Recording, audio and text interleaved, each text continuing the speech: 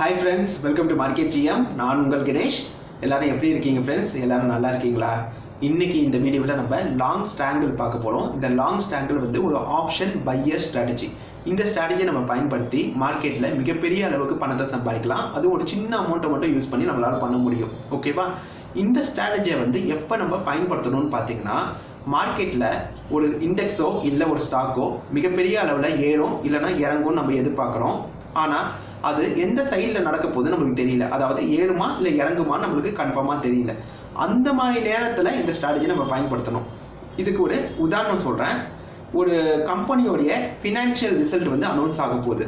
அந்த ரிசல்ட் நல்லா இருந்துச்சுன்னா அந்த ஸ்டாக்கோட ப்ரைஸ் வந்து மிகப்பெரிய அளவில் ஏறும். அதுவே அந்த மார்க்கெட் எதிர்பார்க்குற அளவுக்கு அந்த ரிசல்ட் இல்லைன்னா ஸ்டாக்கோட ப்ரைஸ் வந்து இறங்க ஆரம்பிச்சிடும். இது எல்லாருக்குமே அந்த விஷயம் வந்து தெரியும். மார்க்கெட்டில் இதுதான் நடக்கும் எப்பயுமே. ஸோ மோஸ்ட் இந்த மாதிரி தான் நடக்கும். அந்த மாதிரி நேரத்தில் இந்த ஸ்ட்ராட்டஜியை அந்த ஸ்டாக்கில் நம்ம பயன்படுத்தலாம். அதே மாதிரி ஈவெண்ட் வைஸ், இப்போ உதாரணத்துக்கு ஒரு எலெக்ஷன் ரிசல்ட் அனௌன்ஸ் ஆக போகுது. அப்போ இண்டெக்ஸ் வந்து மிகப்பெரிய அளவில் ஏறும் இல்லைன்னா இறங்கும். ஸோ அந்த மாதிரி நேரங்கள்லையும் இந்த ஸ்ட்ராட்டஜியை நம்ம பயன்படுத்தலாம். அதே மாதிரி டெக்னிக்கலாக நீங்கள் அனலைஸ் பண்ணி பார்க்குறீங்க. ஒரு ஸ்டாக்கையோ இல்லை ஒரு இண்டெக்ஸையோ அனலைஸ் பண்ணி பார்க்குறீங்க. அதில் ஒரு சிமெட்ரிக் ட்ரையாங்கிள் பேட்டர்ன் இல்லை அதுக்கு சிமிலரான ஒரு பேட்டர்ன் வந்து வருது. அந்த மாதிரி பேட்டர்ன் வரும்போது என்ன நடக்கும்? அது பிரேக் அவுட் கொடுத்துச்சுன்னா எந்த சைடில் அது பிரேக் அவுட் கொடுக்குதோ அந்த சைடில் மார்க்கெட் வந்து மிகப்பெரிய அளவில் ஏற ஆரம்பிக்கும். மேலே கொடுத்துச்சுன்னா மேலே ஏறும், கீழே கொடுத்துச்சுன்னா கீழே இறங்க ஆரம்பிக்கும். ஸோ இந்த மாதிரி சுச்சுவேஷன்களில் இந்த ஸ்ட்ராட்டஜியை நம்ம பயன்படுத்தணும்னா கண்டிப்பாக நம்மளால் மிகப்பெரிய அளவில் பணத்தை சம்பாதிக்க முடியும். அதுவும் ஒரு சின்ன அமௌண்ட்டை வச்சு நம்மளால் பண்ண முடியும்.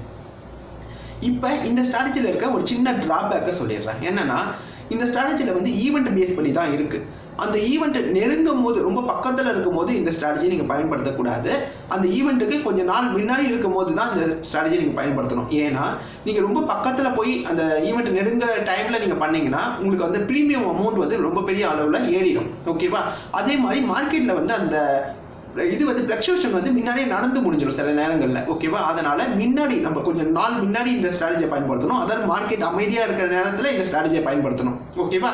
ஆனால் நம்மளுக்கு தெரியும் இந்த குறிப்பிட்ட டைமுக்கு அப்புறம் இந்த மார்க்கெட் வந்து ஏறப்போகுது இல்லை இறங்க போகுதுன்னு நம்மளுக்கு தெரியும். ஆனால் அமைதியாக இருக்கிற நேரத்தில் இந்த ஸ்ட்ராட்டஜியை நம்ம பயன்படுத்தினா தான் இந்த ஸ்ட்ராட்டஜியோடைய முழு பலனை நம்மளால் அச்சீவ் பண்ண முடியும். ஓகேவா ஃப்ரெண்ட்ஸ்? ஸோ இந்த ஸ்ட்ராட்டஜியில் வந்து இன்னொரு ட்ராபேக்குன்னு பார்த்தீங்கன்னா, ஒருவேளை மார்க்கெட் வந்து ஒரு சைட்வே மார்க்கெட்டாக போயிடுச்சுன்னா, பெரிய அளவில் மார்க்கெட் வந்து நம்ம எதிர்பார்த்த அளவுக்கு ஒரு ஒரு ப்ரைஸ் ஃப்ளக்சுவேஷன் கொடுக்கலன்னா நமக்கு வந்து நம்ம போட்ட அந்த ப்ரீமியம் அமௌண்ட் வந்து வேஸ்ட் ஆகிடும். இதுதான் இந்த ஸ்ட்ராட்டஜியில் இருக்க ஒரு சின்ன மைனஸ் பாயிண்ட்டு. மற்றபடி இந்த ஸ்ட்ராட்டஜி வந்து ரொம்ப எளிமையானது. இதை கன்ஸ்ட்ரக்ட் பண்ணுறது ரொம்ப எளிமையானது.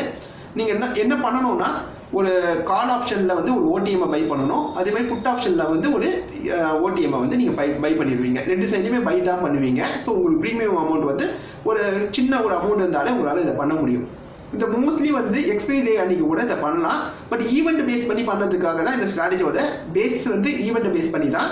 பட் எக்ஸ்பைரி டே அன்றைக்கி நீங்கள் பண்ணீங்கன்னா, ஒரு வேளை அன்றைக்கி மார்க்கெட்டில் வந்து ஒரு ப்ரைஸ் ஃப்ளக்சுவேஷன் அதிகமாக இருக்கும் நீங்கள் நினச்சிங்கன்னா, அன்றைக்கி ஈவெண்ட் எக்ஸ்பைரி அன்றைக்கும் இந்த ஸ்ட்ராட்டஜியை நீங்கள் பயன்படுத்தி பார்க்கலாம். இப்போ இந்த ஸ்ட்ராட்டஜியை நம்ம சென்சிபிளில் இருக்க ஸ்ட்ராட்டஜி பில்டரை பயன்படுத்தி பார்க்க போகிறோம். அதுக்கு முன்னாடி உங்ககிட்ட ஒரு சின்ன ரிக்வெஸ்ட். எப்பயும் போல தான் நம்ம சேனலை சப்ஸ்கிரைப் பண்ணிட்டு பாருங்கள். அது எனக்கு மிகப்பெரிய அளவில் பயனுள்ளதாக இருக்கும். இப்போ நம்ம சென்சிபிளில் போயிட்டு இந்த ஸ்ட்ராட்டஜியை எக்ஸ்ப்ளோர் பண்ணி பார்க்கலாம். இப்போ நம்ம சென்சிபிளில் இருக்க ஸ்ட்ராட்டஜி பில்டரை பயன்படுத்தி நம்மளுடைய ஸ்ட்ராட்டஜியை எக்ஸ்ப்ளோர் பண்ணி பார்க்கலாம். இப்போ நான் ஐடிசி ஸ்டாக்கை சூஸ் பண்ணிக்கிறேன். இதோடைய எக்ஸ்பிரி வந்து 31 ஜூலையில் இருக்குது. இதுவே இருக்கட்டும். இங்கே டிஃபால்ட்டாக ஸ்ட்ராங்கிள் கொடுத்துருப்பாங்க. பட் இங்கே கொடுத்துருக்கிறது வந்து ஷார்ட் ஸ்ட்ராங்கிளில் தான் வந்து கொடுத்துருக்காங்க டிஃபால்ட்டாக.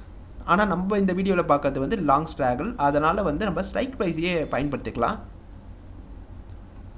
இந்த ஸ்ட்ராட்டஜியை எப்படி நம்ம கன்ஸ்ட்ரக்ட் பண்ணுவோம்னா, காலில் இருக்க ஒரு ஓடிஎம்மை பை பண்ணுவோம். அதே மாதிரி புட்டில் போயிட்டு ஒரு ஓடிஎம்மை பை பண்ணுவோம். முடிஞ்ச வரைக்கும் அந்த ஓடிஎம் வந்து ஏடிஎம்முக்கு பக்கத்தில் இருக்க ஓடிஎம்மாக பை பண்ணுங்கள். அப்போ தான் உங்களோட வெற்றி வாய்ப்பு வந்து ஓரளவுக்கு நல்லாயிருக்கும். இப்போ நான் உங்களுக்கு காட்டுறேன். இது வந்து நம்மளுக்கு ஏடிஎம் ப்ரைஸு. இது பக்கத்தில் இருக்க ஓடிஎம் புட் ஆப்ஷனை நான் பை பண்ணிட்டேன்.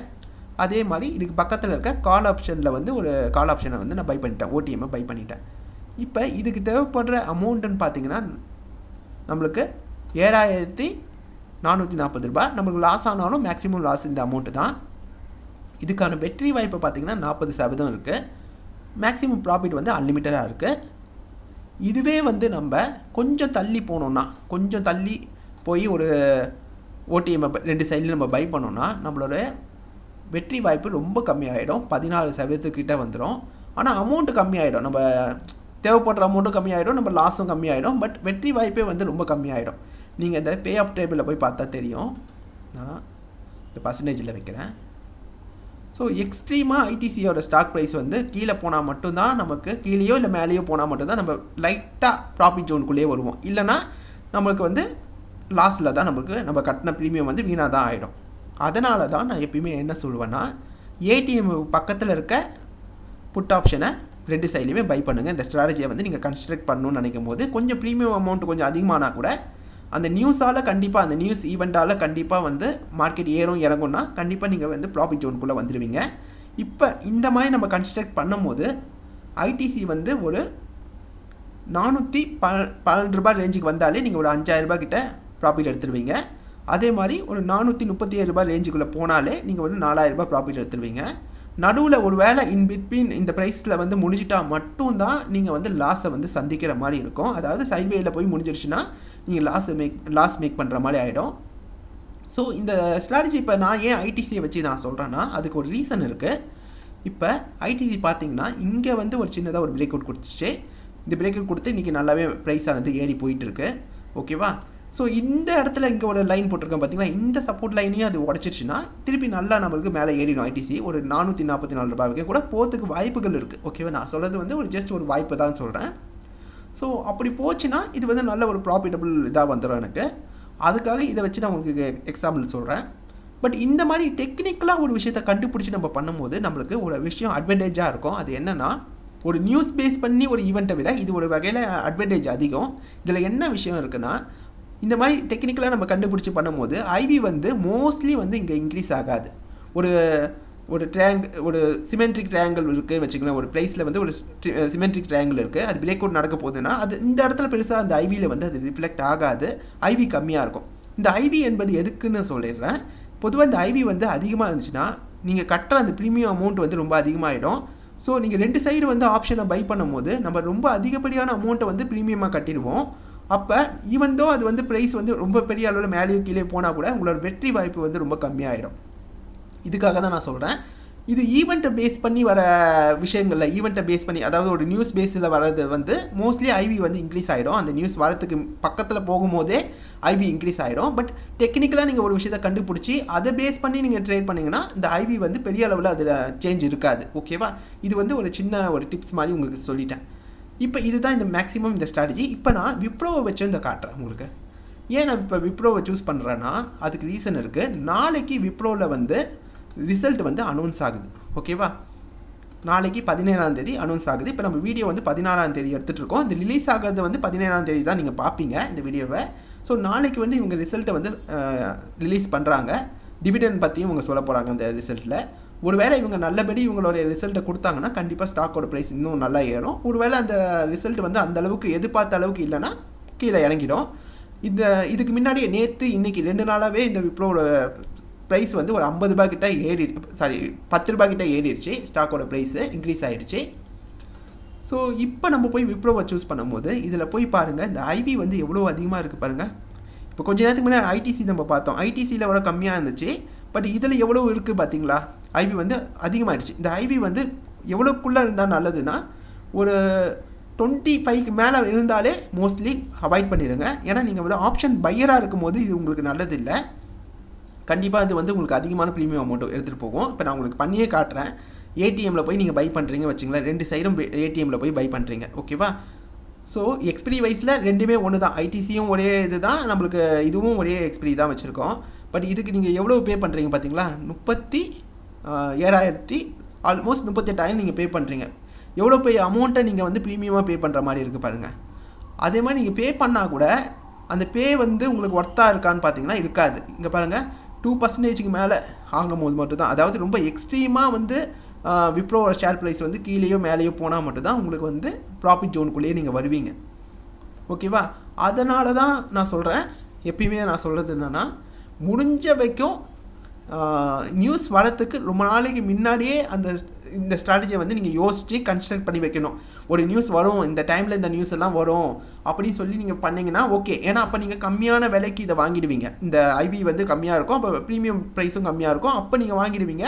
அந்த டைமில் வந்து உங்களுக்கு அது எல்லாமே நீங்கள் நடுவுலேயே அந்த ரிசல்ட் வரதுக்கு முன்னாடியே நீங்கள் அந்த ப்ரீமியத்துக்காக நீங்கள் விற்றுட்டு வெளியே வந்தால் கூட நீங்கள் லாபகரமாக இருப்பீங்க. எக்ஸ்பைரி டே வரைக்கும் வெயிட் பண்ணாமல் நீங்கள் கம்மியான ப்ரீமியத்துக்கு இதை வாங்கி இந்த மாதிரி ஒரு ஈவெண்ட் வர போகிறதால அதோடைய ப்ரீமியம் இன்க்ரீஸ் ஆச்சுன்னா அந்த டைம்லேயே நீங்கள் விற்றுட்டு வெளியே வந்தால் கூட ரன்னிங் ப்ராஃபிட்லேயே நீங்கள் வெளியே வந்துடலாம்.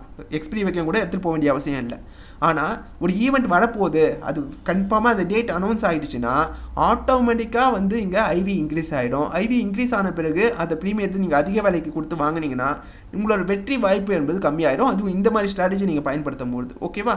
இப்போ ஐடிசியில் காட்டும் போது அது ரொம்ப கம்மியாக இருந்துச்சு, நீங்கள் பார்த்துருப்பீங்க, ரொம்ப கம்மியான ஒரு ஐவியில் இருந்துச்சு. இதே எக்ஸ்பிரி டே அன்றைக்கி இப்போ நிஃப்டியில் வந்து நம்மளுக்கு எக்ஸ்பிரி டே வந்து 17th இருக்குது ஓகேவா, நாளைக்கு எக்ஸ்பிரி இருக்குது.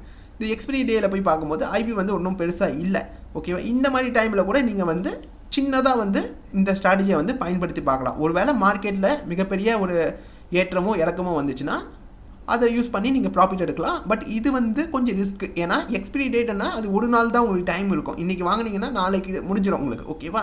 ஸோ எக்ஸ்பிரி டைமில் இந்த ஸ்ட்ராட்டஜியை பயன்படுத்துறது வந்து கொஞ்சம் ரிஸ்க்கு. அது ஒரு வேகமாக மார்க்கெட் ஏறினால மட்டும்தான், ஏறினாலோ இல்லை இறங்கினால மட்டும்தான் உங்களுக்கு வந்து அந்த ப்ராஃபிட்டாக வந்து கிடைக்கும் ஓகேவா. இந்த ஸ்ட்ராட்டஜியை நான் ரொம்ப தெளிவாக சொல்லியிருக்கேன். ஏன்னா டைமில் எடுத்து நான் சொல்லியிருக்கேன். அதுக்கான காரணம் என்னென்னா இந்த ஸ்ட்ராட்டஜி வந்து நிறைய ட்ரேடர்ஸால் பயன்படுத்தப்படுற ஒரு ஸ்ட்ராட்டஜி. இதில் இருக்க சின்ன சின்ன இந்த லூப் ஹோல்ஸையும் நான் இப்போ உங்களுக்கு சொல்லியிருக்கேன். இந்த ஐபியை பற்றி மட்டுமே தனியாக ஒரு வீடியோ வந்து நம்ம சேனலில் வரும். இந்த ஐபி அப்புறம் இந்த டீட்டா இந்த வேல்யூஸை பற்றி எல்லாத்தையுமே வந்து ஒரு தனியாக ஒரு வீடியோவில் வந்து நம்ம கவர் பண்ணலாம். இந்த வீடியோ உங்களுக்கு பிடிச்சிருந்தா லைக் பண்ணுங்கள், மறக்காமல் நம்ம சேனலை சப்ஸ்கிரைப் பண்ணிக்கோங்க.